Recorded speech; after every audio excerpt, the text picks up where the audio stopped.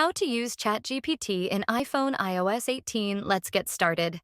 To use ChatGPT on your iPhone running iOS 18, you can either access it through Siri integration or by using the dedicated ChatGPT app. For Siri integration, ensure your iPhone is updated to iOS 18.2 or later by checking Settings, General, Software Update. Then enable Apple Intelligence in Settings, Siri, and Search, and activate the ChatGPT option in the same menu. To use ChatGPT, activate Siri by saying, "Hey Siri," or holding the side button, then ask your question or give a command, and Siri will use ChatGPT for enhanced responses. Alternatively, you can download the official ChatGPT app from the App Store by searching for ChatGPT and installing the app by OpenAI. Once downloaded, sign in with your OpenAI account or create one if needed.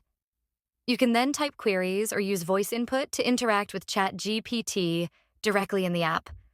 These options make it easy to integrate ChatGPT into your iPhone experience for advanced AI assistance. If you found this tutorial helpful, give it a thumbs up, share it, and don't forget to subscribe for more tips and tricks. Thanks for watching.